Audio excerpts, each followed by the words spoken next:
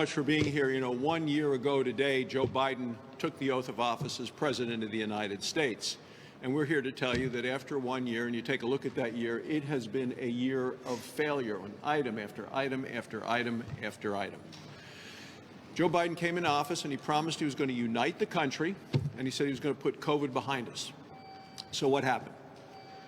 The country's massively divided as a result of President Biden, and he's left behind all of the major issues that the American people care about. Of course, number one is inflation. So what happened? Well, on day number one, he killed the Keystone XL pipeline, attacked oil, gas, and coal, made us more dependent on foreign sources of energy, and as a result, people today are paying $1 more a gallon for gasoline than they were the day that Joe Biden became President of the United States.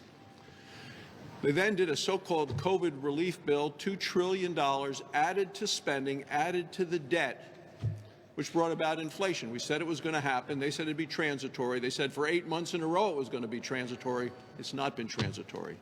We are now at a 40-year high of inflation in the United States.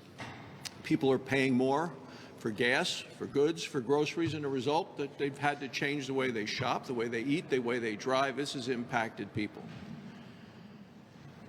And the other part of this so-called COVID relief bill, which was supposed to go for COVID relief, for testing and treatments and things like that, this administration was woefully unprepared when the Omicron variant arrived. It was a scavenger hunt for testing. Long lines, empty shelves. That's what the administration brought. One of the things that didn't come up in the press conference yesterday was crime in the cities. And we have murder rates skyrocketing across the country at the same time that the Democrats continue to call to defund the police. No one yesterday at the press conference asked the president about going to the southern border. But so many executive orders just opened the southern border to the point that 2 million illegal immigrants have come into this country since he's been president. And we're talking about criminals, drug dealers, gang members.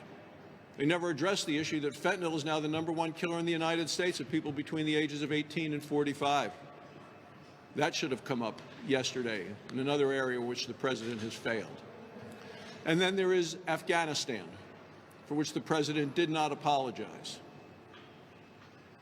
On one day in August, we had the greatest loss of military lives in combat in the last decade.